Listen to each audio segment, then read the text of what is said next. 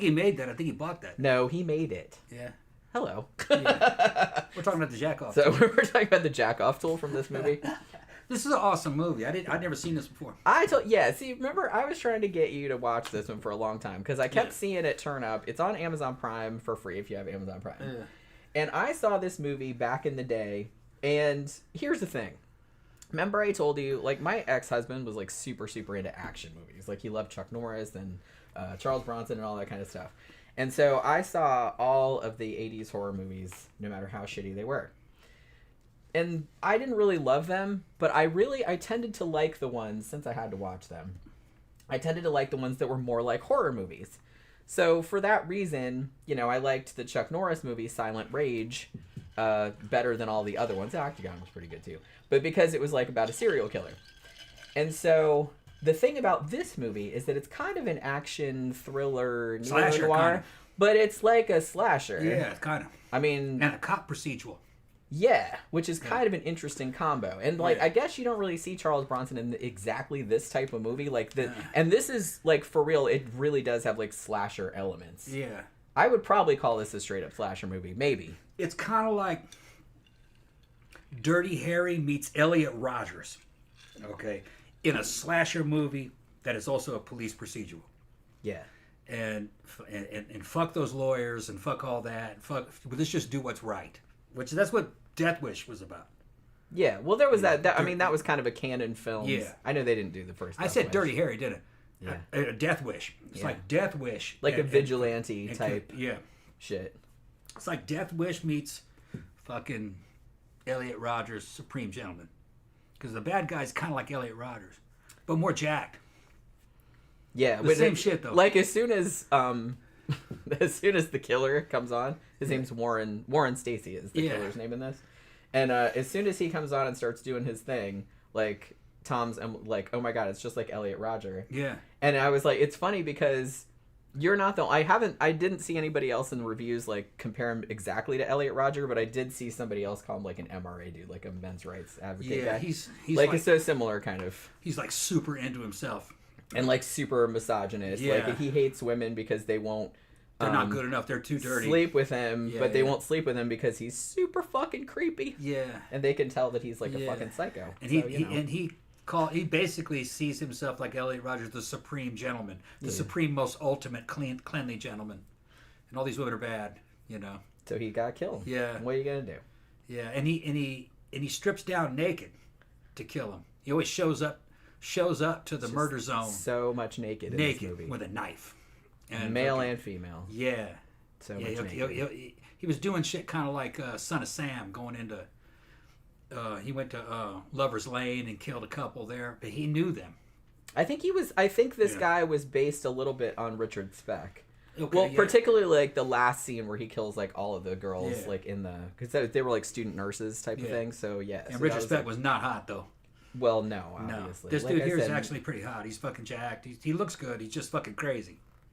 Crazy, and he's like fucking Elliot Rodgers. Yeah. He sees himself superior, you know, to these slutty women. Even though he's calling them, talking dirty to him in Spanish and shit. Even though he's not Mexican.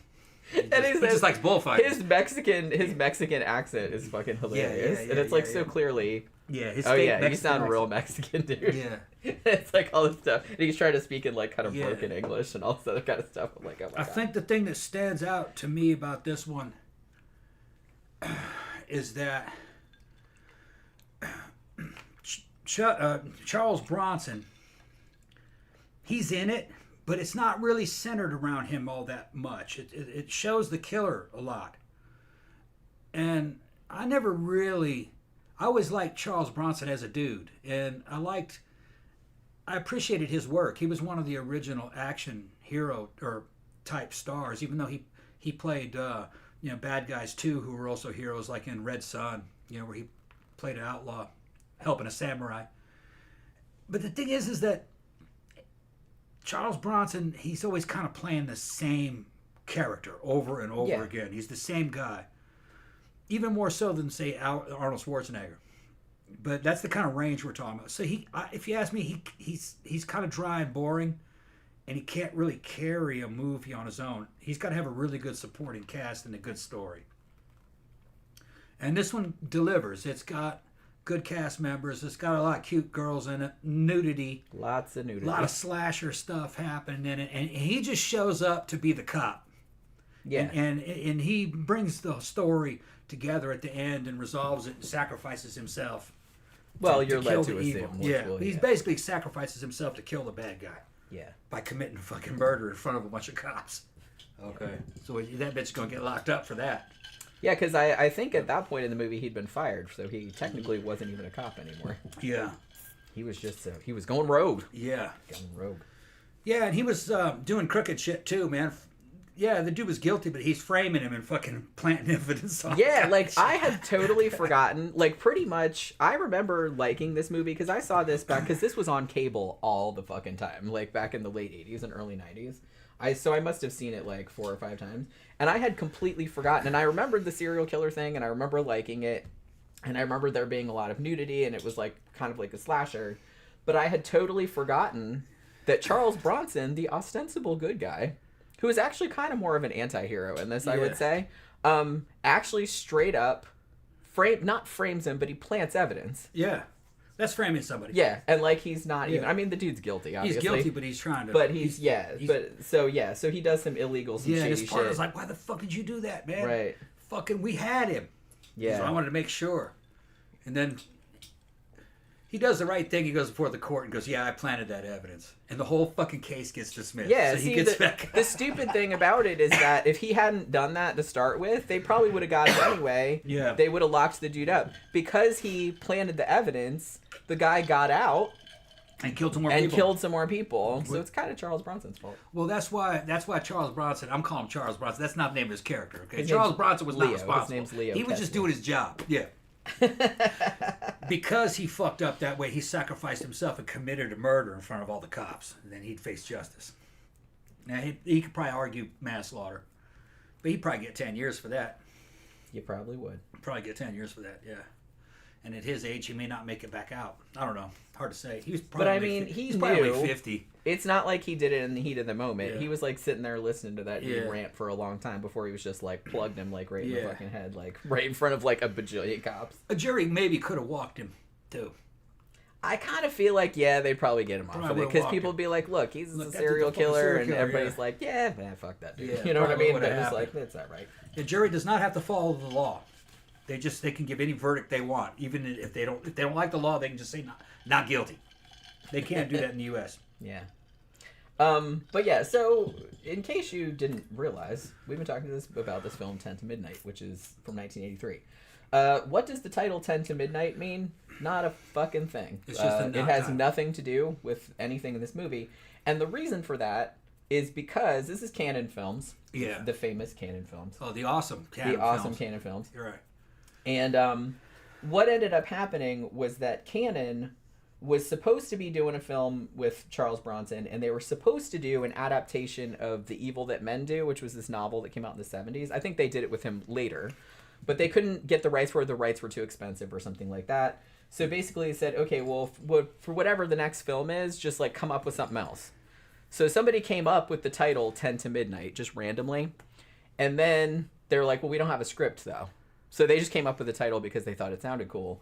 And then they found this script called Bloody Sunday, like that was just floating around. And they said, okay, well, let's use that script, but we'll just call it 10 to Midnight. So the title doesn't have anything to do with anything. It's like some shit Cannon would do. Yeah. I mean, although, I love Cannon. Yeah.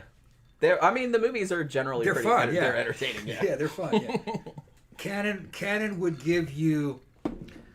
They were foreign owned. I believe they were run by two guys from Israel. Yeah, I think they were Israeli. Yeah, and they were just fucking into just hyperbole. You know what I mean? Just over the top shit. Okay, and they didn't really care just as long as it would get asses into seats. And the main way they did that was to show titties and violence, a shit ton of violence. Titties and violence. So it works. Yeah, and the end part of Bronson's career, they would use washed up actors and shit.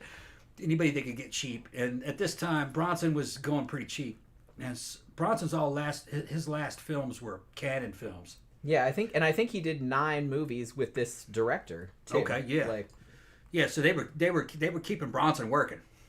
Well, and they were pretty good. I think they did Death Wish 5 or Death Wish 4. I think Death Wish 3 was a canon film. Yeah, Death Wish 3. Which I saw, but I don't remember. Yeah, and that one was like Rambo. I haven't seen that one in a long time. I haven't either. It's kind of a cross between like Escape from New York and Rambo. He's running around with RPG rocket launchers and machine guns and in the Bronx and just shooting the Bronx. And I don't even think it's the Bronx. It's probably fucking filmed in Italy for all I know. Yeah, probably was. Yeah. a lot of shit was about it. This is totally New York City, you guys. Yeah, this is totally New York City. But yeah. But interestingly, the director of this, whose name is J. Lee Thompson, actually did some good shit. He directed Guns and Navarone from the 1960s. Cape Fear, the original one from 1962. He also did Happy Birthday to Me, that great Canadian slasher from 1981, which I reviewed probably like last year. Oh, and he did King Solomon's Mines also. But like I said, him and Charles Bronson like did 9 movies together, I think, like for canon toward the end of his career. It's funny. But and actually there's a documentary about canon films. I think it's called Electric Boogaloo. Yeah. And for obvious reasons. And they were saying on there that basically they're like, well, canon, we had the 2 Chucks. We had Charles Bronson and Chuck Norris. Yeah. And it's just kind of like whatever script we came up with, was like, well, which Chuck is good for that? Yeah. Because then they put him in 2 pies. Yeah. That like made me laugh when they said that. Fucking canon was trying to give you a lot of bang for the buck. Yeah, I mean, they would just buy used up properties and old stars and make some fucking films and that were entertaining. They would deliver. I mean, they objectively had the best Superman 4 with Atomic Man and shit, which that is objectively the best fucking Superman movie of all times. Sure. Yeah. But I like yeah. the movie though. This movie also has the adorable Lisa Eilbacher. Yeah. Eilbacher in it. Yeah. From Beverly Hills Cop. Yeah. That's Jenny from Beverly Hills Jenny Cop. from Beverly Hills Cop. Yeah. She was in other shit too, but that's kind of like probably her most prominent role. Yeah, I think that's what everybody remembers. I know that face. Who is that? I think this was only like a couple of years. When did Beverly Hills Cop come out? The first one? 87? Yeah, maybe like 86. Okay, so it was a few years before this. This was 83 when this came out. Wilford Brimley is in this too. Like 85 maybe. Wilford Brimley is in this too. Like for 5 seconds. With all his diabetes. Yeah, because... That was every time he was on screen, I was like, "Well, they certainly didn't die of diabetes." Like, because he was like at the Gen crime X scene. to know these jokes. You gotta be old to understand fucking. I feel like Wilford diabetes Brimley has kind of broken through the generational divide because I feel like it's just been so memeified. He was the master of diabetes. Yeah, that and like whatever. Didn't he do like those oatmeal ads too? Yeah. Yeah, that's right. Quaker oatmeal, yeah. Whatever the fuck it was. Keep you from getting diabetes. It'll keep you from getting. Well, depending on how much sugar they put in that fucking shit. And there's also a small part by Kelly Preston, who was actually, I think she was in Christine the same year as this. She has like a pretty small role. But she was married to John Travolta for a long time. She's passed away now, but yeah, so she was in a lot of shit later on. But she's in this again for maybe like 5 seconds. She's like one of the student nurses that gets murdered. Yeah, a lot of B-movie hotties in this one.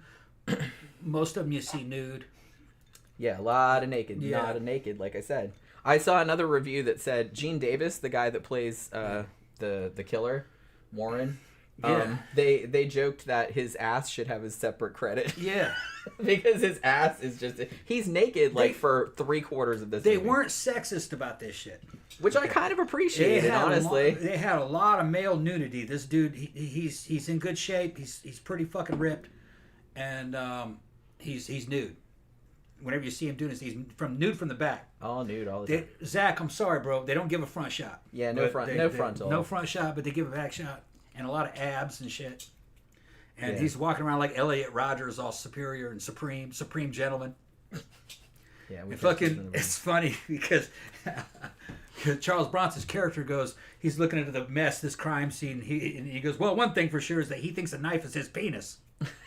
I know. There's so many great lines in there. If you ever wanted to hear Charles Bronson say his knife is his penis, it's for jacking off, isn't it? For jacking off. Yeah, okay. What happens? This is your movie. Fucking Charles Bronson and his partner goes to the serial killer's selecting department. And he's a suspect. They pretty much know it's him. But Charles Bronson goes into the bathroom and starts checking out his bathroom and shit. And he finds this fucking jerk-off tool. It's like this. It looks like a power fucking tool. Like a drill. Like a drill. With a damn deep cup on it, so you could penetrate that thing, and then you pull the trigger. What is that? It looks like a handle off of something. Yeah, it was weird looking. I was like, isn't that funny that back then you had to like make your own? Yeah. I guess. Well, now you can just buy anything like that you want. Well, later on, they had him in custody, and they got him in the interrogation room, and fucking, and fucking, they got the serial killer sitting down, and fucking Charles Bronson pulls out that fucking tool. And he's, and what's this for? And fucking, it's for jacking off. It's for jacking. And he's fucking freaking out like he's getting ready to beat. It's for jacking off. It's for jacking off, isn't it? And the partner's going, calm down, man, calm down. I'm like, bro, everyone don't torture him over jacking off. Yeah. And then all these pictures, and you said it might have been crime scene photos. Now, see, I thought it was just porn. I thought. Okay, and maybe I'm remembering this wrong. I couldn't really see that. Because, look, when Charles Bronson, like, I'm going to say, like, a little bit illegally, because he took the shit, right? And they didn't have a warrant. Yeah. They were just in there, like, asking him questions. They didn't have a warrant, like, to take nothing or anything like that. I'm just saying, not being a stickler. But he's just like, hey, man, can I use your bathroom? And I'm like, yeah, he's going to go snoop. So he goes in there and snoops, and he finds the jack-off tool. Yeah. And then he finds all these pictures. Now, I'm not sure, because I thought at first you just kind of get a glimpse of it and just look like regular ass porn, but then because I was just like, well, what's the big deal with that? It's just like a lot of people have that in their bathroom, I guess, don't they? I mean, you know. So it's just kind of like, but then when they were questioning him at the police station and he brings out the jack off tool and he was very angry about it, and I'm like, dude, it's like that doesn't prove anything, like, you know. Yeah. But then he put down crime scene photos.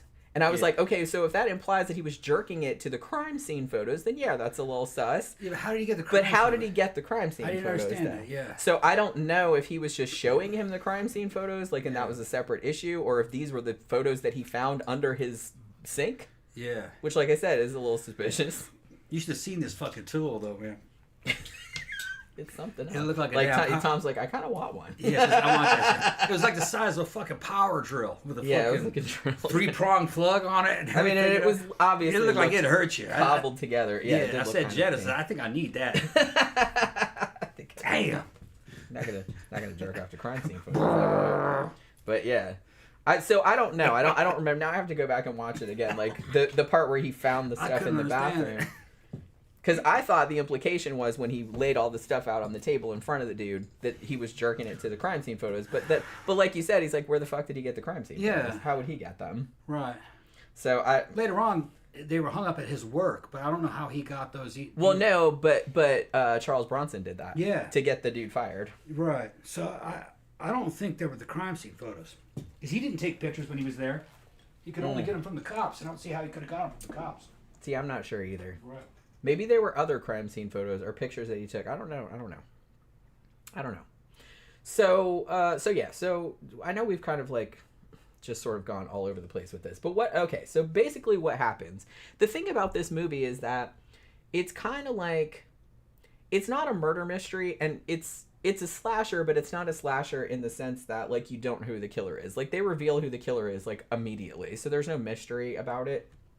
Basically, the story is kind of like the cat and mouse game between, you know, the cop, Charles Bronson, whose character name is Leo Kessler, but between him and the killer, and how the killer is using, I don't want to say he's necessarily using the system to, like, manipulate stuff, but he's just really good at coming up with alibis. Like, what he does at first, like, the first kill that they show, and I don't know if this is the case, but I think they implied that he had killed before. Like, he was, you know, a serial killer, but this wasn't his first rodeo. So I think what he did the first time was there was this woman, he worked in an office that was, like, pretty much all women. And he was the repair dude, right? Like, it was like an office, he repaired, like, typewriters and shit like that. Like, did they have copy machines in 1983? I can't remember. But he repaired. Yeah, they had copy machines. Yeah, I thought they did. Yeah, Xerox machines going back to the 70s. Yeah, okay, that's right. But he was repairing typewriters and all that kind of shit. And he's, like, hitting on all these women, and he's, like, super, super creepy. And nobody can stand him, and everybody's like, Warren, get the fuck away from me, please. You know what I mean? It's that kind of thing. And then he's like, these bitches, they don't appreciate blah, blah, blah. Very Elliot Rodger, kind of. They don't appreciate how awesome I am, and blah, blah, blah. So this one woman, you're led to assume he had asked her out, or they went out once. I think he said later, but I don't know if he just made that up. But he said they went out once and she didn't like him. And he said, oh, she wasn't my type. And I'm like, yeah, I'm sure that's really what happened. But so he decides he's going to kill her. But what he does is he goes to the movies to see Butch Cassidy and the Sundance Kid. He buys a ticket. He talks to the lady at the thing. And then he, like, starts fogging up on these two chicks. Yeah. Like one of them's drop dead cute, man. Real cute. Yeah, like with real big titties. She's stacked and shit. And here's the thing. I went to see who that was. And that's the only movie that she's been in, and that's all she's known for. She has a fan following just because of that one scene. Just that one scene. Yeah.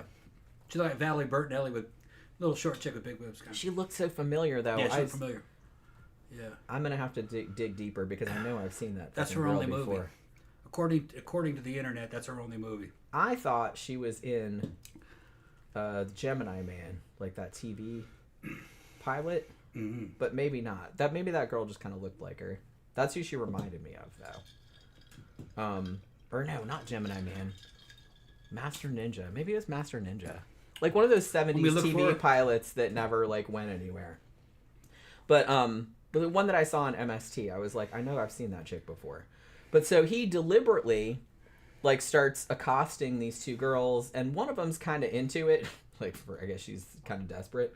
But you know, the one with the big titties, it's just like, you know, piss off weirdo, like a normal person one. But so he like very deliberately like sits next to them and like tries to put his arm around them and all this other kind of shit. And finally, you know, they're just like, you know, dude, just fuck all the way off, okay? And so he moves. Now, in the middle of the movie, like when no one's watching, he goes to the bathroom, takes all his clothes off, and goes out the window and then runs out the woods where this girl that he works with that he wants to kill is fucking her boyfriend in a van, like out in the woods. And he kills both of them. So there's this scene like 5 minutes into the movie. Her name's Katrina Parrish. That's the one that was... Okay. Oh, yeah, she doesn't look as much like that chick as I thought. Yeah, that's her. Yeah, everybody's just like fascinated by the boobs. Yeah, she's got a fan following just from that. She's 80s as fuck, but she's got cute hair. Look at her.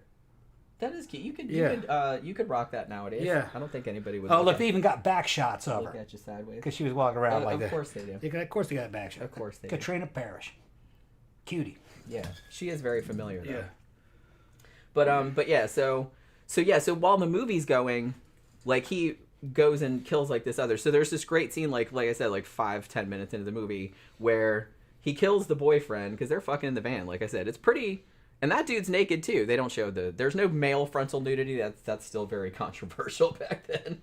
But yeah, and so there's a scene where he kills him and then he's chasing her through the woods. So they're both like totally nude and they're just like running through the woods, and then he finally like stabs her in the stomach or whatever. And she's dead out there. And then he goes back, presumably he rinses himself off somewhere, I guess. And then he goes back to the movie theater, climbs back in the window, put his clothes back on, and then goes back in the theater so that people see him, and those two girls see him like when they leave. So it seems like he's been in the movie the whole time. So that's kind of his big alibi, is that, hey, I was at the movie, and he had those two girls like as witnesses. They were like, no, he was there. We saw him when we got there. He was perving. He was molested. Yeah, so he was like doing that on purpose, like to get a thing. So he was like not stupid. Like he knew how to kind of make all these alibis and shit like that, which was one of the things that was frustrating Charles Bronson, because pretty much the first time they interviewed him, Charles Bronson's like, oh, this is totally him. You know what I mean? But it's like they didn't have any like solid evidence. They couldn't pin it on him. And so Charles Bronson was getting very, very annoyed by this fact. And so he decides, perhaps a little unethically, to sneak into the police. Well, he didn't sneak. He went into the evidence lab thing, whatever, at night and talked to the guy that worked there, like asking him about some other shit, like some legit stuff that had to do with the case. And while that dude was getting some stuff, he's like, I'm just going to toddle over here to the evidence refrigerator where all the blood samples are. And I'm going to put this victim's blood on his clothes. Now, we know damn well that the victim's blood was not on his clothes because he wasn't wearing any clothes. Yeah. But, so here's the problem. So Charles Bronson totally legit, planted evidence. 100%. And then his partner starts to suspect. Because he has this partner... Because there's this whole subplot with this partner who's kind of a lot younger and he's a lot more optimistic, I guess, and whatever. And so he's kind of more of a Boy Scout, whereas obviously Charles Bronson is the much more grizzled, fuck all this shit, I'm too old for this shit kind of person. And it's just I just want to see the scum off the streets kind of deal. And I don't really care what laws I have to break to do it, evidently. So he starts to suspect that that's going on. And so when he straight up asks him, he's like, did you for real plant evidence? And he's just like, yeah, I did that shit. And he's just like, why did you do that? And he's like, and now I have to go, they're putting me on the stand, I can't perjure myself, it's I have to say that you did it, you know what I mean? He's like, or I'm gonna get in trouble, so thanks a lot. So I mean, basically Charles Bronson then goes up to the judge and was like, yeah, I totally did that shit, and he admits it, but then that means the dude gets let go. And see, if he hadn't planted the evidence, they probably would have got that dude, because they had him in custody and they had some evidence. They didn't have the blood evidence or anything like that because he planted that. But the fact that he didn't trust it enough, he just wanted the dude off the street, he just went way too far and ended up getting the dude released. And then the dude got pissed at him and said, well, I'm going after your daughter. You know what I mean? Which, duh. I mean, obviously that's what would have happened. So yeah, so 3 more people got, the daughter doesn't get killed, but her 3 roommates sure did. You know what I mean? He busted into the thing and chopped them all up. All of whom were pretty much naked or near naked. So that's the thing. I kind of feel I don't know. Were we supposed to root for him or no? I don't know. I'm not really sure. I don't know. I'm what his actions were understandable. Yeah.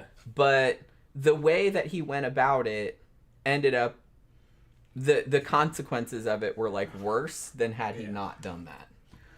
Phantom does agree that chick was the hottest chick in the film. Now, are we supposed to be rooting for the main character? What's his name? What's the character's name again? Leo Kessler. Leo, yeah. Yeah, you're supposed to be rooting for him. Yeah. Of course. I mean, you can understand why, because we as the audience, we've seen the killer. Yeah. Do all this, so we know he's guilty. We don't have, there's no ambiguity about it. Well, what they're doing is they're directly ripping off Death Wish. Yeah. They're directly ripping off with vigilanteism. Yeah. Okay, we got Charles Bronson, man. It's going to be Death Wish. Death Wish 1, 2, 3, 4, 5, 6, 7, 8, 9, 10. Even movies that aren't called Death Wish are Death Wish. This is fucking Death Wish 9, basically. Essentially, yeah. What except with a serial killer. Yeah, except with a serial, yeah. They knew what they were doing. They knew why you were watching this movie. Yeah. You were watching this movie because it had Charles Bronson in it, and you liked Death Wish, so that's what they're going to give you. That's the shit that Canon did. They give you exactly what you wanted, pretty much. And yeah, they would show you a bunch of cute girls, and then they would fucking show them naked. Yeah. Because that's what you wanted to see back then. Like I said, you didn't have access to porn, really. I had forgotten how much nudity was in this movie. Yeah, and most of the guys watching this are underage. They're old enough to get into an R-rated movie, but they can't see porn. So they're going to fucking give you your money's worth. You go, oh, Canon Films? Oh, hell yeah. Hell yeah, we're going to see Canon. We're going to see boobs. We're going to see the Canon people get shot and chopped up. Yeah, it was just, they knew what they were doing. What a sad time. They were Jewish. They knew what they were doing. What are you talking about? They knew about how to sell a movie. Back in the 80s, it's just funny now that because porn is so ubiquitous and it's just so easy to see anything you want. But it's just kind of funny how quaint it was back in the old days. It's youngsters don't have the frame of reference. You'd be sneaking over to Cinemax and see if you after 10 p.m. To see if there was something, just to catch a glimpse of a boob or something. Yeah, Gen Z doesn't have the context. The cultural context. Well, like I said, they grew up in a time they're like, when it was just everywhere. What's all this gratuitous fucking, nudity and all this sexism and shit? You weren't around at that time. And they knew how to sell movies. That was all we had. That's all there was. That's the only movie. Yeah, and it wasn't trying to teach you anything or to be politically correct or anything. It was just there to sell tickets. And they knew how to manipulate you into seeing a ticket, and you know, fucking, and you know, basically high thrills. And you kind of knew what to expect with these kind of movies, but they were the standard. This was kind of like the standard for the industry in a way, and the standard wasn't real high. The standard was kind of low, actually, when you think about it. Sex and violence. That's basically what it was. And it was fun. You didn't take any of this shit seriously. Everybody knew it was just a movie. Except your parents. Your parents would say, oh, that might influence you. Yeah, they freaked out. Oh. But when you were a fucking kid watching this shit, you just laughed at it. You're like, okay, yeah. Yeah, like I said, you just kind of sit around with your friends. Yeah. Get some horror movies and shit like that on. Yeah, fucking watching this shit VHS. You just we'll back it up. Freeze it. No, I'll do that shit slow motion. Slow motion. Yeah. Boing, boing. Yeah, boing. yeah. That's the way it was. Yeah. Like I fun. said, I had forgotten like how like kind of sleazy this movie was, but like in a good way though. Yeah, they were looking for a male audience. Girls had also movies that they would watch. Jen liked movies like this too. Yeah. But, you know, I'm kind of a weirdo though. Yeah, the girls would be watching something else and they'd probably freeze framing some cute dude with fucking poofy hair and shit. Like they had back then. Poofy hair like that. Yeah, I was looking. I'm fucking amazed at the fucking '80s hair, and they're like, "Man, I kind of had hair like that. I can't believe I was that stupid." Yeah, but everybody had everybody it. had it. You didn't know. You didn't know. Yeah. You know what I mean? Everybody had hair like a helmet and shit. And if everybody had dumb hair, then nobody had dumb hair. Right. You know what I mean? Yeah. I mean, everybody had dumb hair. Yeah. But you know what I'm saying. There was like nothing to compare it. Yeah. Because everybody had that. It's hilarious too because like we watch a lot of the old unsolved mystery shows like from the late 80s and early 90s and I'm like, holy crap, I can't believe how terrible everybody looked back then. Like they didn't look terrible at the time because everybody looked like that. Like I said, but when you see it now, it's like really What year was this again? Out. This was 83. 83. So actually at this time in 83, I think the girls were probably still into John Travolta before they knew he was gay, right? 83? Probably. Yeah. Well, you go look at that dude, and he was just goofy as fuck. They were into that. Who else did they like in 83? Yeah, what was going on in... I don't even think Michael J. Fox hadn't showed up yet. Yeah, because that was slightly later. None of the Brat Pack showed up, or isn't that what they're called, Brat Pack? Yeah. Yeah, I kind of feel like that was more mid. That was later, yeah. I'm thinking 83. I was into Duran and also Harrison Ford, like particularly from Indiana Jones. Yeah. Like I liked that. Yeah, women and their older men. Yeah. Yeah, you know. Yeah. So there was that going on. It's funny because today they'll be like, oh man, these fucking old dudes running after these young chicks. No, man, fucking women always liked to date up. Fucking, it's just the way they were. Well, because dudes are super immature. Yeah, so, you know. I mean, when you're a teenager. Girls that are teenagers fucking liking hot dudes in their late 30s and early 40s. Yeah, although if that was like a real like your teacher or something like that, you would probably be creeped out. Well, I mean, unless the dude was like super hot or something. Yeah, well, that existed. I think, but I think most of the time it was just like a creepy. Right, yeah. Creepy old like dude. Yeah. And so you'd be like, ew. Yeah, we had like some shit like that happen. Yeah. It wasn't much of a thing back then, though. They didn't get in trouble for it. There were guys in our high school. There were male teachers in our high school that were dating students. Yeah. And everybody knew. But he wasn't that old. You know what I mean? Yeah. Maybe mid-20s, maybe. And the girl was not underage. She was just a student. It was more tolerated back then. Pause said, have you checked out Bronson's Evil That Men Do? It's free on YouTube and hardcore violent.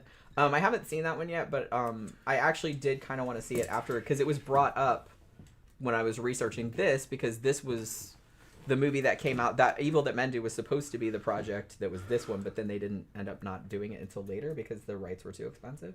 But they did end up doing it later. But yeah, so that's another one that I kind of want to see. I've seen a lot of his movies, but I don't think I've ever seen that one. If I do, I don't remember anything about it.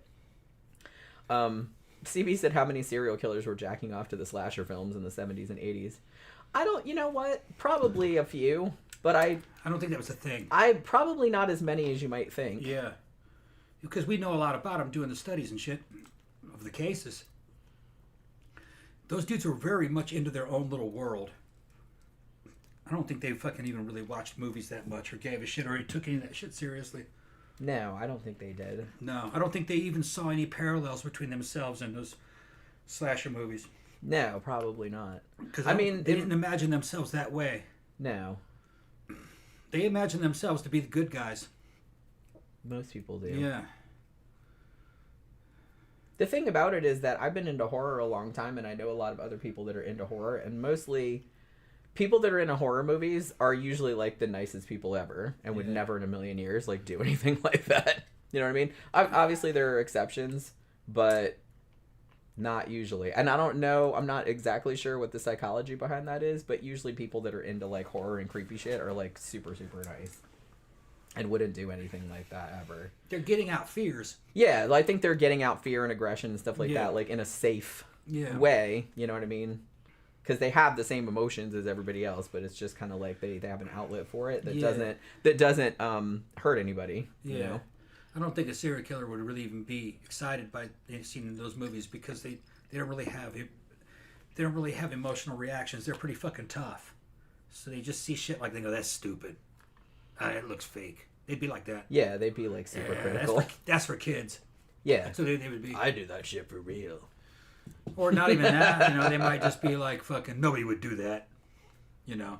Yeah, they'd be like... Jason? Shit. Can you imagine like a fucking serial killer watching a slash movie and just like picking it apart? It's Yeah. Well, that's not how that would go, actually. It would just be... They would actually the shit out of the whole movie. BTK would be like that. Yeah. Well, actually, there's no reason you just go up and just stab them like that. I mean, you're going to want to, at least interact with them, And, It would be exactly... I like to tie them up and talk to them for a while, and, tell them everything's going to be okay before I kill them, Just shit like that, So they, you're there for a purpose, It's not just for the camera, the Minotaur in you, it's gonna have to, you need some satisfaction, I mean, there's no sense in doing. BTK is gonna serial killer explain horror movies. That nerdy motherfucker.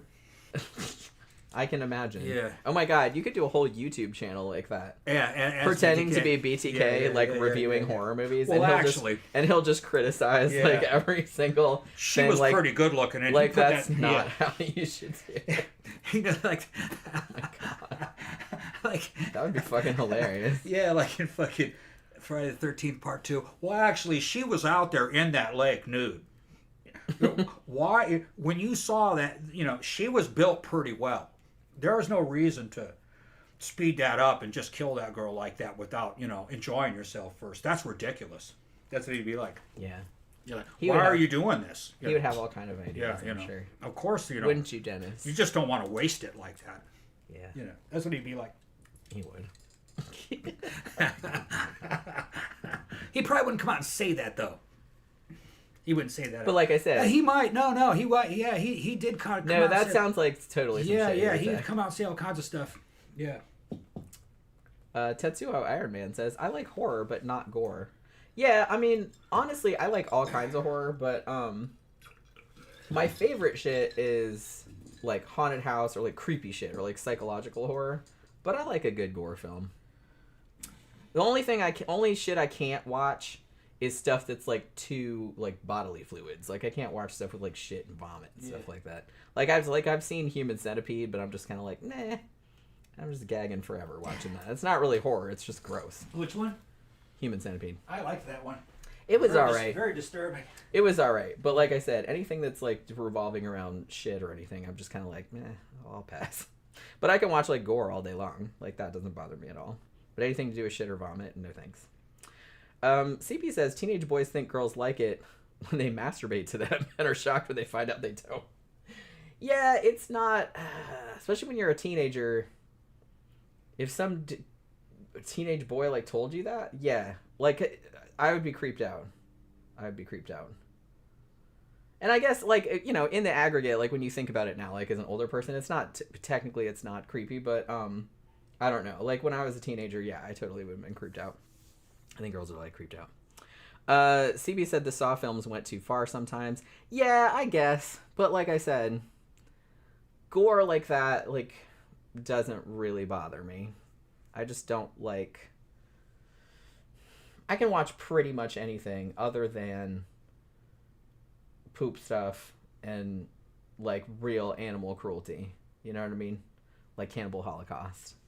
Like, I have watched that multiple times, but I have a hard time watching the animal cruelty scenes. But that's pretty much the only thing that I can't watch. But like I said, my favorite shit is mostly like creepy shit. Like, I like ghost stories and psychological horror, like weird shit. I don't really like gore for its own sake, but I will totally watch it and be completely happy about it.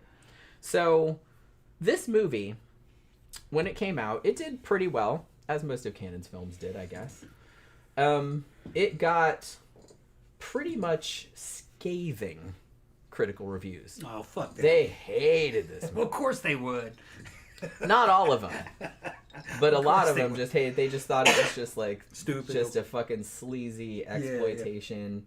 And a lot of them were like, man, the Charles Bronson, like, he used to be in such great movies. Like, what the fuck happened? It's Bronsploitation. It's Bronsploitation. Yeah. They had him, so they just used him. Well, the thing that was kind of cool about this one, like you said earlier, was that one, Charles Bronson, he's in it a lot. Yeah. But I would say he's not even really the main character. He's like the co-lead. Yeah, he's not carrying the movie. Because the killer is on screen pretty much almost as much as he is. Yeah, naked too. Yeah. Like I said, his butt needs its own credit. Because his butt is just in your face. Like, pretty much this whole movie. Zach and all you other fruity motherfuckers would love this shit. He's built too. He looks good. He's definitely... I don't think he's natural. I think he's doing performance enhancing anabolic steroids. But not a whole lot. He looks good. Good muscle separation. Got nice definition. He's a good looking guy. He's just fucking creepy character. And that's the thing about this movie, is that particular bad guy has his own signature. Like, that's a pretty unique character. It is, yeah. Like I said, he's got kind of like a weird incel. Yeah. Because they really, I mean, pretty much Charles Bronson, when he's questioning the first time at the police station, I mean, obviously they didn't have that terminology back then, incel. Yeah, he's an incel. But he basically says, you know, that he's never really had sex with a woman. They never say if that really happened, if that's really true or not. But that's kind of what I guess he's just trying to get a rise out of him. In a movie of this caliber, if they say it, then that's what's true. They're not trying to deceive you. They're telling you that, no, he's never had sex. Only with his drill jack-off tool. With his power tool and shit. Tom's like doing he's riding that bitch. But I love how Tom has to act. Yeah, I'm imagining this. He's like, I kind of want one. Yeah. I'm gonna have to make you one for your birthday or for Christmas. You're gonna open a Christmas present and make a video of me riding that thing. But I'm waving to the camera. But I'm thinking, no, he's never had sex with a woman. Yeah, I think that's the implication. The knife is his penis. Yeah. He thinks he's too good for women. He's ultra handsome and beautiful. That's the way he sees himself. He does look pretty good, though. But he's very much like Elliot Rodgers. Yeah. All right? Elliot Rodgers wasn't a bad-looking guy. He was just so fucking weird he was repellent. And the same thing here. Yeah, that's what you're dealing with here. And he does a good job of this. And and honestly, that actor, I guess they kind of let him come up with his own character thing. And the funny thing about it was because he was going to be naked for so much of the movie, like, he was trying to walk around naked, like, all the time to just get everybody used to it. Mm-hmm. So a lot of the actresses were like, hey, what that motherfucker was enjoying it. Stop. Yeah, he probably was. He was also He's proud of himself. He was also in Cruising, that William Friedkin movie. Yeah. Which, because I knew he looked familiar, but I couldn't think, because I saw Cruising probably like a year or two ago. He worked hard to get built like that. So, he's showing off. It's okay. In my mind. You know, it's okay. Go ahead. Tom will allow it. I allow it. But it's cool because he's a little, because I'm gonna say, like, across the board, like, you know, what's her name from Beverly Hills Cop? She's great in this, actually. Like, she's a really good character. Like, she's real funny. She can act. Yeah, she's like real funny, and she's like a really charming she's cute character. So I really liked her a lot. Some of the other girls, like, they're not really in it all that much, but, you know, the acting is they're not fantastic. Yeah, they're extras that can do a few lines. Yeah, you know what I mean? Yeah. And honestly, I will say that the dude that plays the killer, he goes like a touch over the top a couple times. The only thing about the movie, there's not any really gore in this. There's a lot of blood. Yeah, but you don't actually see much violence.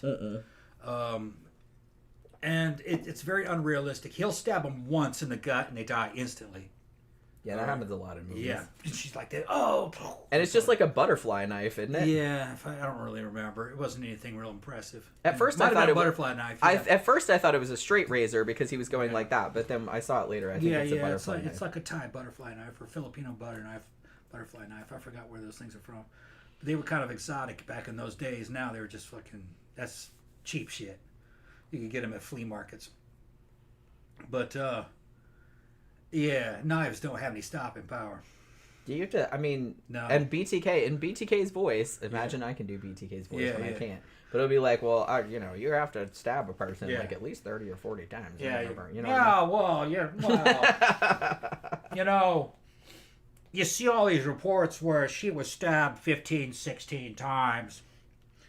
And it's not like they're trying to go overboard or anything. The media is always trying to make it look like he's trying to be extra cruel. It's just that it takes that many times to kill somebody with a knife.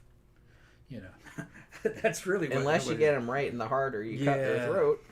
But if you stab him in the gut, it takes a lot of stabs. And it doesn't do that much damage, and it takes a lot of. And you have to make a lot of holes to get enough blood loss, really.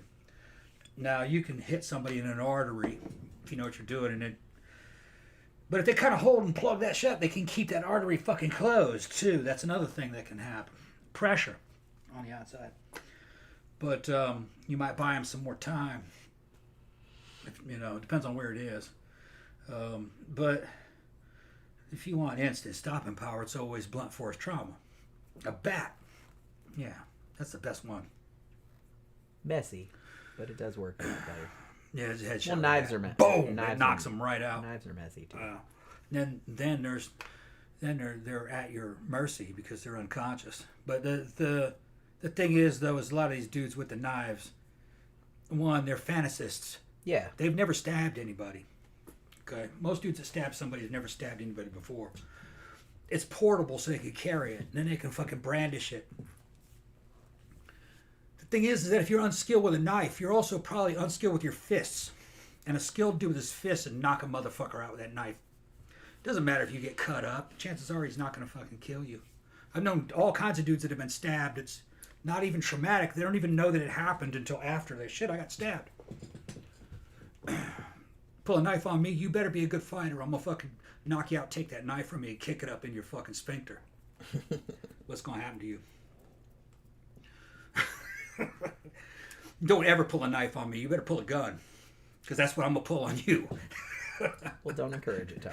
What's that? Don't encourage it, Tom. Yeah, all right, yeah.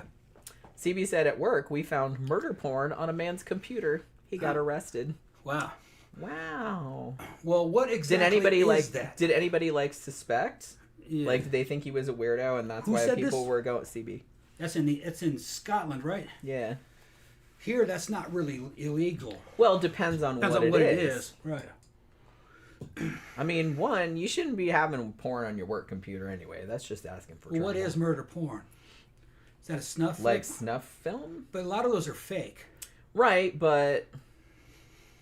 I think most of those are fake. They probably are. I think almost all of them. I hope they are. The only things that I know that are real are like cartel videos where they cut somebody apart. Those are real. I've seen some of those. They're fucking mind-bending. You're like, oh, fuck. Cutting girls' arms off at the elbow. Setting dudes on fire in front of the cops. Mexico's fucking wild. CB said, if you've never had sex with a woman, you're married or gay.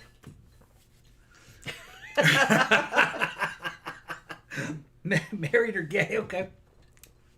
Tom's married. That's not true. Me and Jen fucking knock boots constantly. That's true. That's an old saying on knock boots. Yeah, it is. I went back to fucking 94 with that shit. Yeah, when did they first start saying that? That was like 94. The 90s. I think they started saying that. And I was just like, ugh. Yeah. I never liked that phrase.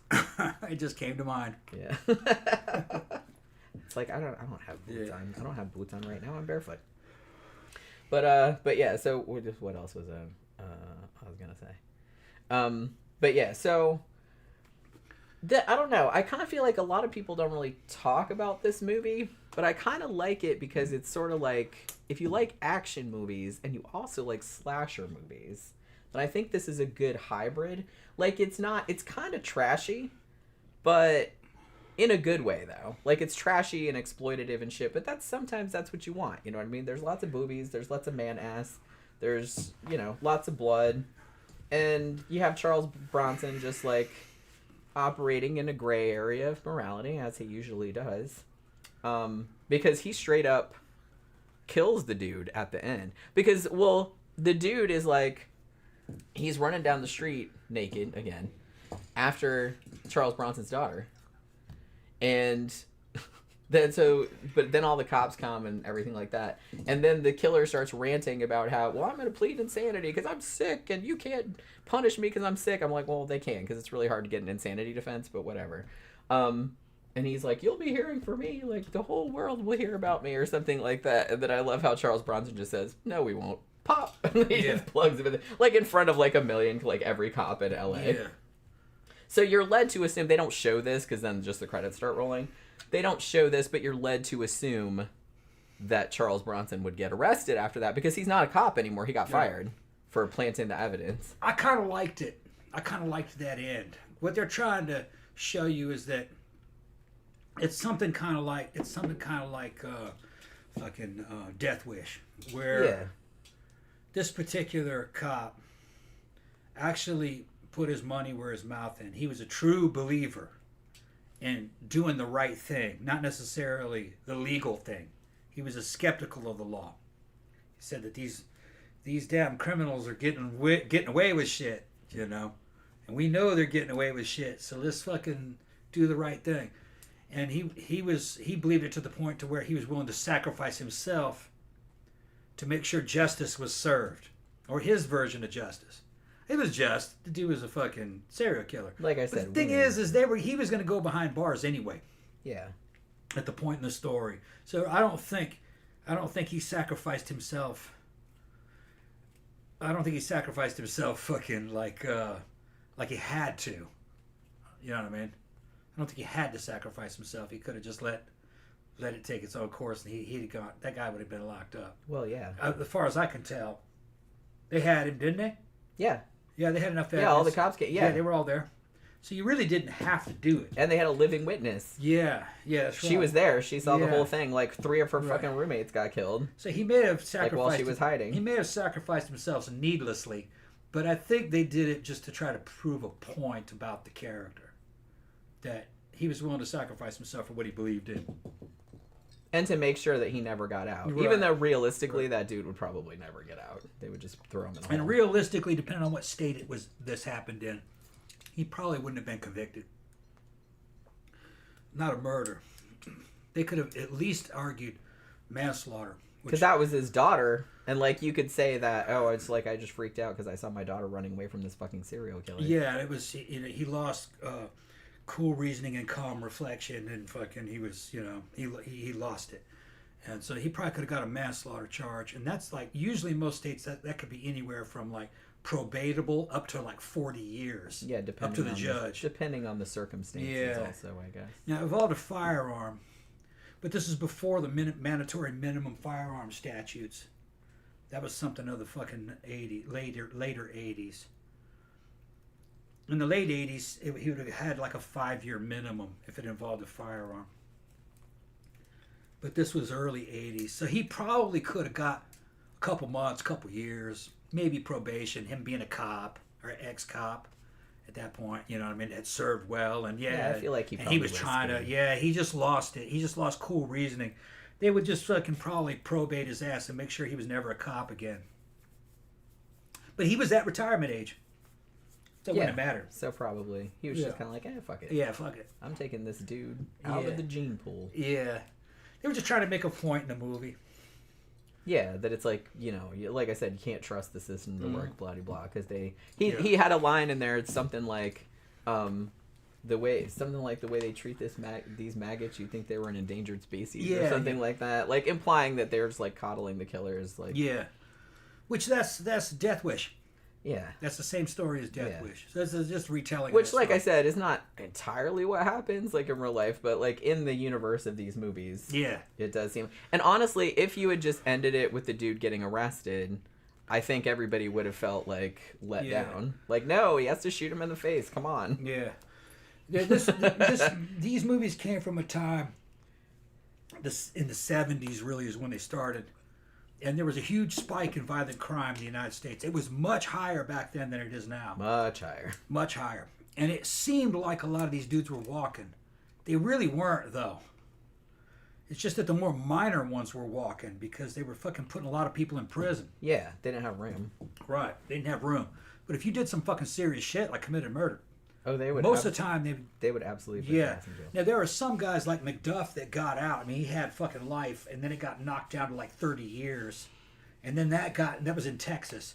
And then the overcrowding caused them to somehow knock it down to 7 years, and he had 7 years served, and he got out. Right. And then he went out and killed some women. So it did happen sometimes when they were trying to reduce people's sentences and giving them early release. Like, you know.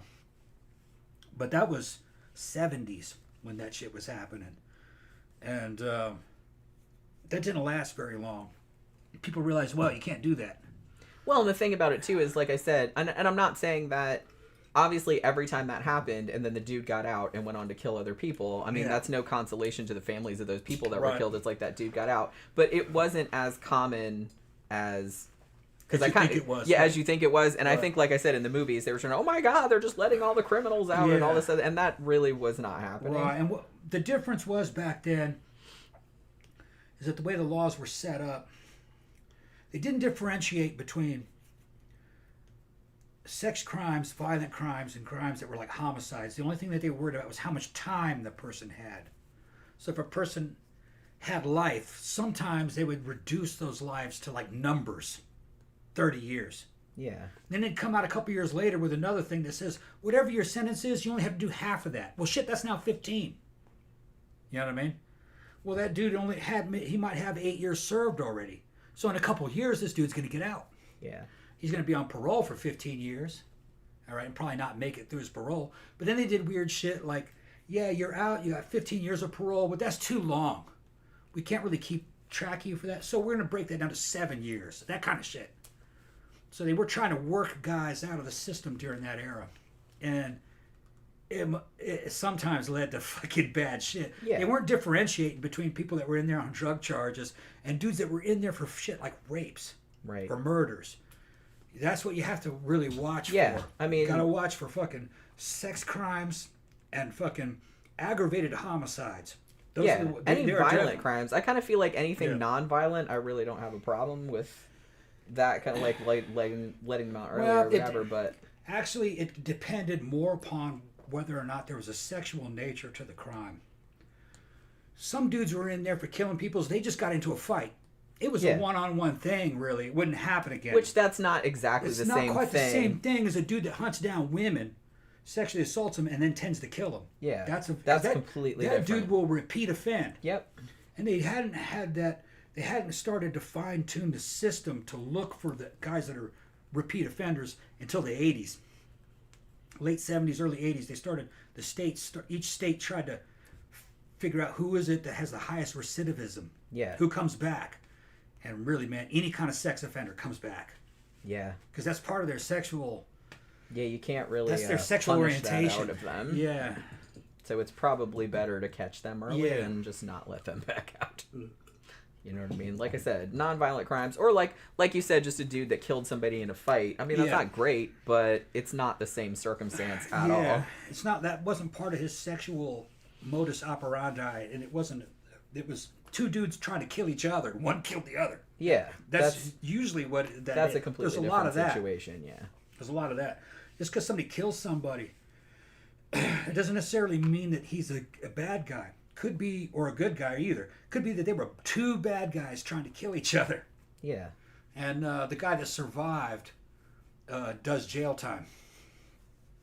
Chances are him coming back might be very low. Might have been sometimes he's related to that person. Yeah. Like two cousins fighting.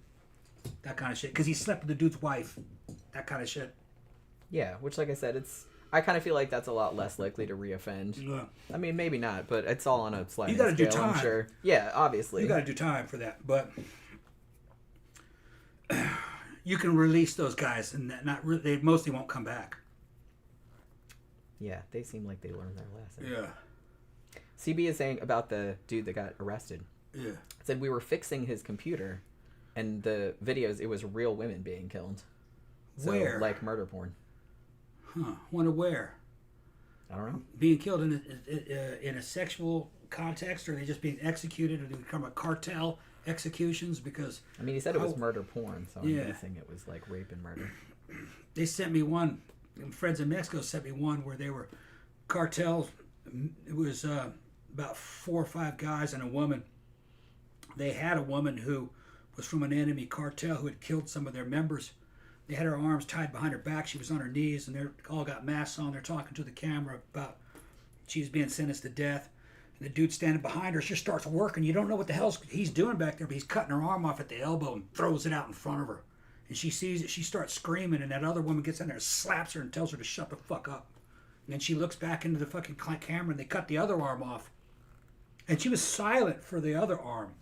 That blew my fucking mind. That you could slap somebody and tell them to shut up, and then be so scared that they won't make a peep on the second arm. And then once that was done, then the guy fucking grabbed her hair and slit her throat. Yeah. And she was probably about 22, 23. She was another cartel. She was a cartel assassin or some cartel leader. That's weird because in the Mexican mob, they actually have female assassins that do weird shit, like out of Mexican Shaboba, where they have sex with the dead bodies of the guys that they killed to enter into the cult, and Santa Muerte and shit. They're Satanists. They're Mexican Satanists. They're Aztec Satanists. That'd be a good way to put it. Some of them. CB said it was Russian sex trafficking victims. Huh. Was the videos. And then Phantom said dude was into snuff films. Yeah, I mean, you can get all that stuff, obviously. But like I said, how fucking stupid. 1, don't look at that stuff. But 2, especially don't look at that stuff on your fucking work computer and save it on there. Why the fuck would you do that? Like, what kind of idiot does that kind of crap? I haven't looked into any of that kind of shit because we haven't done any shows on it. Any of that shit recently. But back in the 90s, there was a big scare of snuff porn. And I remember reading somebody who did an investigative report on this, and it turned out every one of those videos was faked. A lot of them are fake. That they were all fake. And he didn't think that it actually existed in the way that people think, where you hire a woman to do a sex scene and then you kill her afterwards. That actually wasn't happening. Now, serial killers will make videos of people. Yeah. But they don't really intend to sell it. Yeah, they just make it for their own edification. Right. And sometimes they leak out, obviously. And really the money was, according to what that guy, and this is back in the 90s, like the late 90s that this guy came out with this. He said that really the money was to bamboozle guys that were into that by selling them a fake. And evidently you can really fake it well, but they fake it well in horror movies. Well, yeah, that's what I mean. You just get somebody... Well, because look at it, it's like way easier. Way easier to just fake it. To just fake it. Yeah. I mean, obviously you're not going to get caught for murdering an actual person. They would like do investigations and look, and they say, shit, man, that's the 3rd time that chick's been killed. Because it's the same girl. She keeps coming back from the dead. What's going on? Yeah. You got Tom Savini to do that shit. It looks like super realistic. Yeah, I think that's probably what my ex, Aleta, was doing stuff kind of like that. Where she's making videos where she was pretending to be drowned in a fish tank. It was fake, though. Well, obviously. Yeah. Yeah, one dude got obsessed and tracked her down to make sure she was alive. That scared the shit out of her. They stopped making those. Yeah, but there's like dudes that are into that kind of shit. But the dudes, a lot of the dudes that are into that, I thought obviously they know that it's fake, but they just like... Yeah, he wanted to evidently make sure. Yeah. So they stopped making those. Yeah, I don't blame him. She fucking came out of her house and she was standing there. He just like, you know who I am? And no. He goes, and he gave her his screen name, and she's like, oh. She just wanted to make sure you were okay. Just like, I'm okay. She fucking dove back in the house. Yeah. I mean, that's like pretty scary. Yeah. See, that's the thing. It's like you get... She didn't tell you that one? No, you've told me that. I told that multiple times. Okay, yeah. But yeah, so... Yeah, Elita told me about that. But that's the thing. It's just kind of like you get into the weirder avenues of porn, especially fake snuff porn and stuff like that, like, yeah, you're probably going to get some weirdos. Yeah. You know, just regular ass porn. It's usually just regular ass Tony people, was pretending to drown her in a fucking fish tank. There's nothing in it. Just camera. Yeah. But it was just edited to make it look like it was taking a long time. It was nothing really. Yeah. And she pretended to be dead. Yeah. It was all fake. Phantom says 8mm, starring Nicolas Cage, is a great thriller about snuff films. I've been wanting to see that, actually, because I've heard that it's really good, but I don't think I've ever seen it. Phantom keeps going, look at it, Warren, look at it. That fucking tool, man. I still can't figure out what the handle vagina part of it was. It looked like the handle off of something, but it was like hollow.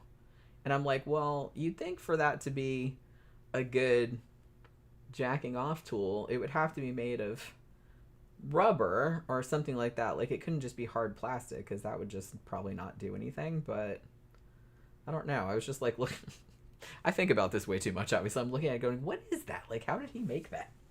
And like I said, because some of you guys have seen this like recently too, because I think Phantom, you said you watched it. And I don't think Tammy's here, but I think she watched it the other day too, she said. And did Warren have the crime scene photos in his bathroom too with the jerk off tool, or was it just regular porn? Because I thought that he had the crime scene photos in there, but then Tom was like, yeah, but where would he have gotten those? And I was like, yeah, you're right, maybe it wasn't that. But I thought, like, when Charles Bronson like showed him, like, and he had the tool and everything, he showed him, like, he put the crime scene photos down too, as though he had found all of that in the same place, like in his bathroom, like under the sink. So I was just kind of like, yeah, I don't know where he got those from. Unless maybe he planted those there too. I don't know. I mean, he's obviously not averse to, like, planting evidence. Phantom says a Wednesday show about clairvoyance or famous clairvoyance would make a decent Wednesday show. Or, yeah, that actually might be good. And I don't think we've ever done a show like that, have we? What's that? A show about, like, famous clairvoyants. We did one about... We've done one about, like, individual people. Like, we did one about, like, Edgar Casey, and we did one about... he's not really a clairvoyant, really. But we did one about guy who was trying to debunk them all. Who, Houdini? Houdini, yeah. Remember Houdini? That was a long time ago. Yeah, he tried to debunk a bunch of... Or he did debunk a bunch of them. Yeah. We ought to do something like that, though. I wouldn't mind doing, like, a... Because I think... way back, it was probably one of our first 10 or 20 episodes. We did one about Houdini, like, debunking seances, because that was kind of like one of his big things. But which I always found really interesting, because I always thought Houdini was like a cool dude. You know what I mean? Yeah. Yeah, like Jean Dixon. Yeah, man, she was like in the fucking. Was she in the Inquirer all the time? She was always making predictions. Only like 20% of which ever came true. I don't remember who that was. Well, she's dead now. She's been dead a long time. I remember the girl that kept saying that those girls were dead. That turns out that they were in that fucking house. What was her name? Oh yeah. What's who is that? What Sylvia Brown? Sylvia Brown. Sylvia Brown. Sylvia Brown said those girls were dead. She might still be alive. I'm not really sure. And then they turned out they popped out of that dude's house. Yeah. Yeah. I mean, she's just, well, like psychics do. She's just playing to the averages, because usually you get kidnapped. I mean, most of the time they end up dead, sadly. They don't find you in a couple years, you gone. Yeah, if they don't find you in a couple months, you're gone. But, every now and then you get some weird fucking case like that Ariel Castro. Ariel Castro. Shit. We ought to do a show on Ariel Castro. We did. We did do one? Yeah. Okay. We did a whole show, sex slave kidnappings. We did Ariel Castro and that dude that kept his daughter in the bunker, like underneath the house. Yeah, that dude. Yeah, the and, German like, impregnated her. Dude, right? Yeah. Yeah, he was German or Austrian or something. I can't remember. Had her in an underground bunker that didn't have any ventilation. Or whatever his all name the damn fucking condensation building up in there. Raising his fucking kids with his daughter. That's some weird shit. There's some weird fucking people out there, man. People call us weirdos. Jesus Christ. Yeah. Shit like that would never even occur to me. You know what I mean? And I'm just like... That dude is fucking something else, man. Yeah. Oh, Jeff Yarrett said Sylvia Brown is dead. I guess. Okay. Yeah, I guess like last time I saw her was years ago, and she looked like an old bat then. Wouldn't she try to run a Psychic Friends network fucking thing too? I don't know. I don't know if she did. Okay. I know that Dionne Warwick. Dionne Warwick was a Psychic Friends. Although Dionne Warwick, she didn't claim she was psychic. No, she had psychics. She had psychics. She was the spokeswoman working for her, and she was just like believed in it. No, she didn't believe in that shit. No, she's like, well, this It is was probably just- where the money is. It was just what Make everybody call us like $3.99 a minute or $3.99 whatever it It's is. like phone sex. And gets them, yeah. Except much, much lamer. Yeah. But It was before the internet. You had lonely people calling them fucking $3.99 a minute fucking services. Yeah. Yeah. Can you imagine, like, getting that fucking phone bill? Who called this water sports fucking phone Yeah. line? $400 fucking dollars. 1-900-87-P. Yeah, something like that, yeah. There was one in Minnesota like that, because I remember they made a joke about it on MST. And I was just like, what does that mean? And then, like, I looked it up and they explained it. They said there was, like, a late night commercial and it was, like, a water sports, like, sex phone sex line. Remember the one? And it's like in the East, and they said the tagline was the extra E stands for extra P. Yeah, that's fucking hilarious, man. And I was like, holy crap. And that was back in the 90s. What about the ones where it's just a phone, it's a phone number that you call just to cry? Yeah, that's Yeah, right. the cry phone channel. The cry phone. The cry telephone number.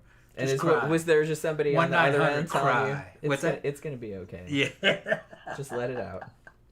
Fucking people, man, are fucking crazy. People paid for Well, that it's just shit. it's just like the fucking home shopping network. Paid I for saw that shit. fucking a third party went in to like do an analysis on who actually buys. It was like destitute people in trailers, older fucking cat ladies basically in trailers that really don't have any money. They got a credit card, and they're just super lonely. So they just call in on the phone. I don't know if they have that anymore. Do they have the home shopping network? Yeah, Home it's shopping still channel? around. As far as I know. It's just predatory, man. It's still around. Yeah. Old people that don't have anybody to talk to. Because you talk to people as you're fucking placing the order, and they'll even put you live on TV talking with them. And those people would become like fans of the hosts. You know? That's So a pretty, that's a pretty that was, sad fandom. That was their whole thing, yeah. I mean, I'm not judging, but Yeah, and we get super chats. that's true. But the thing yeah, is that, you know, fucking... we're not sad and lonely. Yeah, I mean, that's what they're doing, I guess. Kind of like I mean, that. we do have cats. Yeah. You know, to be fair. That's some weird shit. Yeah, CB said, Jenny, you should do a show about psychics that got exposed as fakes. Oh, and Miss Cleo. Yeah, I remember her. Like the fake. Yeah, Miss Cleo. What is she, fake Jamaican? Yeah, I think Jamaican probably. Jafaican? Man, we have some fucking X-Gen people in here, man. Yeah, I feel like That remember all these. everybody's old fucks like we Yeah. are. Jerry Springer, Ricky Remember. Lake, Remember all that shit, yeah. Maury Povich, Sally Jesse Raphael. Sally Jesse With the big Raphael. red Oh glasses. shit, man, Sally Jesse. Fucking right. Yeah. Who was the bald dude? Bald black dude? Montel Montel, Williams. yeah, Montel Williams. That was America's father. He's always gonna be your dad, telling you you're doing shit wrong. I feel like that dude was like the least exploitative of all of them. I liked him. He was pretty cool. I did too. Yeah, it was funny. He fucking from what I remember, I don't know if he married her, but he was at least for a while rumored to be like dating either a porn star or a real high end stripper. I don't remember which. And she was like the silicone sister, just white chick, just big boobs and ass and shit. I remember when that was going on. Montel and her. I think they got married. And people were kind of like, she's fucking, he was dissing on all these girls who were fucking, you know, strippers and He probably met her on the show. hookers. And He's just like, yeah, and "All right." he like married one, or at least for a while, or was dating one. Well, like I remember. said, there's money in manufactured outrage. So it's Manufactured like, outrage, So yeah. let's like put all of these trashy people up there and Yeah. let all these people point and boo Yeah, at them yeah, and yeah, stuff yeah. like that. I don't remember if she was a porn star or a stripper. Somebody can drop that in the comments section. Everybody can sit out there in the audience feeling Yeah. superior. And I don't know if he married her. I think he did. Yeah. Been a long time since Tammy I said thought- Phil Donahue died today. Holy shit. I thought he was already dead. Damn, that dude's got to be ancient. He had to be a fucking 100. I used to like Phil Donahue show. Yeah. That was like a lot more chill. Yeah. I didn't like once it got too over the top. Like I like some trashiness, don't get me wrong, but it's just like when it got way too much, like I was just kind of like, come on now. I just can't watch I think this. somebody said Phil Donahue freed more black men than fucking Abraham Lincoln. Remember that? You are not the father. Remember that shit? That You are was not no, the- that wasn't Phil that wasn't Donahue? Phil Donahue. Who was that? That was what was his fucking name? I thought it was Phil Donahue. No shit, I can. Because see he used to do those too. Maury Povich. Maury Povich. Maury yeah, Povich. Yeah, it was right. Maury Povich. Yeah. Yeah. That was Maury Povich. Maury Povich. Yeah, they did that You whole are not the father. DNA yeah. testing. I think that was one of their most popular Yeah. things. That's why Fucking they did. hilarious. That's why they did it all the time. Yeah. But yeah. Free more black men than fucking Abraham Lincoln. That's hilarious. That is pretty funny. Yeah, I had forgotten about Maury Povich. Like, I could see his face, but I couldn't think of what his name was. But yeah, a lot of those, like I said, once they started getting like way over the top, like I was just kind of like, yeah, I can't watch That's what sold though. It's just, it got to where it was like pro wrestling, and I was just kind of like, eh. Yeah. I know. Well, I know it did, because people are idiots. There's people who were at home not working. Yeah. Watching that. Or they came back from work real late night and watching it. So it wasn't just morning entertainment, it was late night entertainment. You know, they would rerun it. Yeah. But it always used to annoy the piss out of me, like when they would have the people come in, and it would just be like regular people. Because remember the one they did? I don't remember who did this one, but they did. It was maybe Geraldo or something like that, where they did a show like on Club Kids. Yeah. And so they have them come in like in all their outfits and everything like that, and everybody's like, oh, and like all the people in the crowd, I'm just like, shut the fuck up. Yeah, one of them was a transsexual. And everybody was just like all indignant about it. Talking about what a beautiful girl this was, but it was actually a boy. They were like, and I'm just like, oh my god, calm the fuck down. Do you guys never get out or what? Yeah, it was like, it was awesome. It was like caveman days. It was. They were all. I was like, you want some rocks to throw? Yeah, it was like the Roman. It was like the Roman Coliseum. Yeah, boo. Ew. I'm just like that. Most of this shit was fake. That's pathetic. Yeah, it is. It is. Most of that shit was. A lot of them were actors. A lot of them were actors. Yeah. And if they weren't actors, they would, at least what I heard, they would give them alcohol back in the green room and then get them drunk, and then kind of tell one of them that it's like, hey, this bitch said this shit about you. She said you were fat or something like that. So like when they got on, that they'd be like all ready, like primed to fucking go. Yeah, it was all a show. Yeah, well, obviously they want people to watch it. Yeah, and people love that kind of crap. Yeah, so but the whole thing about I'm dating my daughter and all that kind of shit, it was all fake. Yeah, that's all fake. That's like I said, it was a lot of actors. Yeah. That looking for gigs.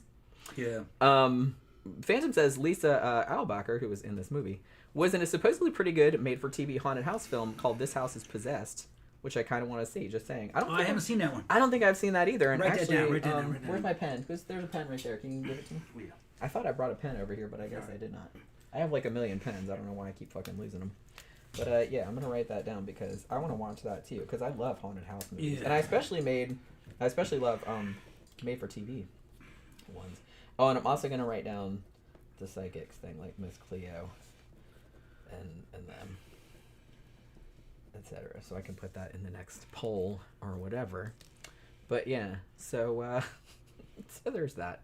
So we kind of again wandered far afield from this movie, but I think we were mostly like done talking about this movie. We were done with it anyway. But like I said, if you have Amazon Prime, this is on there for free, and it's actually really good. If you like 80s sleazy slasher / police procedural It's stuff. got a real good score. It's like the score is good, yeah. It's like 80s synth wave, like it's a meme. Watching this bitch is a meme. Yeah. I kind of feel like now I want to do like a Skinny Puppy style song that has just like a repeat of Charles Bronson goes, "It's for jacking off, isn't it?" Yeah, it's for jacking off. Yeah. Just like over and over again. Yeah. I feel like it's Skinny Puppy. What's this for? What's this? It's for jacking off. That's the chorus. That's so Let's run that through that like that like program that like makes everything run through that into program like a and song. lift that fucking and shit lift out. that out. Yeah. That and the his knife is a penis or his knife is a penis. His knife is a penis. Yeah. We can make a Skinny Pup song out of that. We could trade those two lines off. Yeah. And also the part where fucking the killer like flips out at the end like no the way like he's like flipping out at them like I said that was a moment where I was like, "Ooh, should have dialed that back just a notch or two. Just a notch or two. Should have dialed that back a little bit." But it was still like pretty fun because I was just kind of like went a little far. All right, so you ready to? Yeah, let's shut it down. Wrap it up. Okay, so we're gonna wrap up this movie review. So Wednesday night's show. This should be a fun one. Remember way back a long time ago, like I think it was episode 35. We did a show about like mad science, and we talked about like 4 different cases of mad science kind of stuff. We're doing another one of those. We're gonna do 4 more cases of mad science or like weird science experiments. So that's what we're going to be talking about on Wednesday night's show. So like what kind of weird science, man? What are we talking about? like two-headed dogs. Okay, yeah, okay. That kind of yeah, stuff. Okay. Real science experience. Okay. Real science experience. Mad And science, like okay. terribly unethical science experience. Yeah, the two-headed dog was real. I know. That's a Russian two-headed dog. I know. We're going to talk about that and a couple of other cases as well. Yeah. That I tracked down. So yeah, so that should be a fun show. Hopefully you guys can join us for that one. Oracle says start singing the Weird Science theme. Yeah, I mean, we should put that on the end, but it'll get demonetized because of copyright issues. But yeah, so thank you very much for stopping by this evening. It's for jacking off. I had to hit it one more time. I mean, if there was just one thing you can take from this evening's review, it's for jacking off. That's a fucking funny angle on this fucking movie. And like I said, had it just been a jack-off tool, like you found, like I said, that's like going into like a random person's bathroom and like just slapping a dildo on the table. Yeah. It's for jacking off. It's, you know, it's that's. Well, me and Jen are sitting there. We're flabbergasted because this house is full of fucking crazy ass toys that we bought for all. That's what I mean. We're like, well, damn, what were It's they like, what are you talking about? I got go through our dildos fucking everywhere. Yeah, they go through our fucking box of I'm fucking. not a serial killer. Our fucking. We got them all over the place. Our toy box of. Like a whole drawer full of this shit. Yeah. You know what I mean? So why is this so big? So I'd be like, oh my god, if they search our house, we're in such big trouble. But if that's all it takes. But yeah, so yeah. Thanks everybody for dropping by this evening. Have a good rest of your night, and we will see you guys again on Wednesday.